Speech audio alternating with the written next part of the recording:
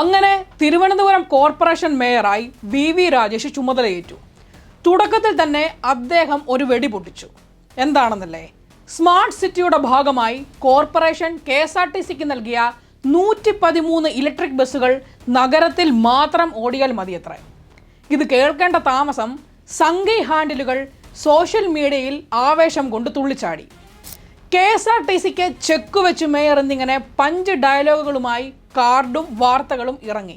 സംഗതി പൊടിപൂരമായി സംഘികൾ സോഷ്യൽ മീഡിയയിൽ ആഘോഷമാക്കിയപ്പോൾ ഈ വിഷയത്തിൽ ഇപ്പോഴിതാ മറുപടിയുമായി ഗതാഗത വകുപ്പ് മന്ത്രി KB ഗണേഷ് കുമാർ തന്നെ രംഗത്തെത്തിയിട്ടുണ്ട്. മേയർ ആവശ്യപ്പെട്ടാൽ 113 ബസ്സും 24 മണിക്കൂറിനകം തിരിച്ചു നൽകാമെന്ന് മന്ത്രി അറിയിച്ചു.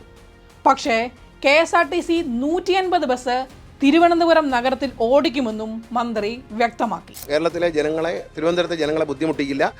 എപ്പോഴാണോ കോർപ്പറേഷന് ഈ സാധനം ഞങ്ങൾ എടുക്കാം എന്ന് പറഞ്ഞൊരു കത്ത് CMDക്ക് കൊടുത്താൽ മതി. 24 hours അവർ പറയുന്ന സ്ഥലത്ത് ഈ വണ്ടി ഇട്ട് കൊടുക്കും. പകരം 113 വണ്ടിക്ക് പകരം 150 വണ്ടി, അതിലധികം വണ്ടി ഞാൻ സർക്കാരിൻ്റെ ഭാഗത്ത് നിന്ന് ഞങ്ങൾ ഈ കേരളത്തിലെ തിരുവനന്തപുരത്തെ ജനങ്ങൾക്കും യാത്രക്കാർക്കും ഉറപ്പ് നൽകുന്നു. പറഞ്ഞാൽ 24 മണിക്കൂർ പറഞ്ഞാൽ 20 മണിക്കൂറിൽ ഈ 150 വണ്ടിയും സിറ്റിയിലുണ്ടായിരിക്കും, ഓടിയിരിക്കും. ഏതായാലും സംഗതി ഇത്രയുമായപ്പോൾ സംഘി ഹാൻഡിലുകൾക്ക് മിണ്ടാട്ടം മുട്ടിയോ എന്നാണ് ഇപ്പോഴൊരു സംശയം. മന്ത്രിക്ക് ചെക്ക് വെക്കാൻ മേയർ എന്ന ക്യാപ്ഷനോടെ പുതിയ കാർഡ് ഇറക്കാൻ കഴിയുമോ എന്നാണ് ഇവർ ഇപ്പോൾ നോക്കുന്നത്. അതിന് മേയറുടെ പ്രഖ്യാപനം മാത്രം മതി. എന്നാൽ പറയുന്നത് പോലെ അത്ര എളുപ്പമാകില്ല അത് ചെയ്തു കാണിക്കാൻ. സ്മാർട്ട് സിറ്റി ബസ്സുകൾ ഓടിത്തുടങ്ങിയപ്പോൾ 2500 രൂപയായിരുന്നു ഒരു ബസ്സിന് ലാഭം ലഭിച്ചത്. എന്നാൽ KSRTC അധികൃതർ കൃത്യമായ പ്ലാനിങ്ങോടെ ബസ് ഓടിക്കാൻ തുടങ്ങിയപ്പോൾ ലാഭം 9000 രൂപയായി കുതിച്ചുയർന്നു. നിലവിൽ ഈ ബസ് ഓടിക്കാനുള്ള ഡ്രൈവറെയും കണ്ടക്ടറെയും മാത്രമല്ല അറ്റകുറ്റപ്പണിയും KSRTCയുടെ വർക്ക്ഷോപ്പുകളിലാണ് ചെയ്യുന്നത്. ബസ്സുകളുടെ നവീകരണം ഉൾപ്പെടെ KSRTC ആണ് നിർവഹിക്കുന്നത്.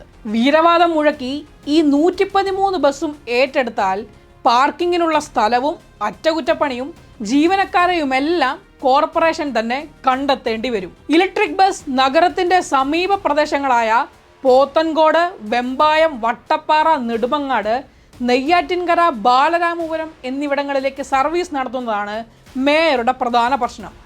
അവിടെയുള്ളവർ തിരുവനന്തപുരം നഗരത്തിലേക്ക് വരാൻ ഈ ഇലക്ട്രിക് ബസ്സുകളെ ആശ്രയിക്കുന്നതിൽ ഈ മേയർക്ക് എന്താണ് പ്രശ്നം?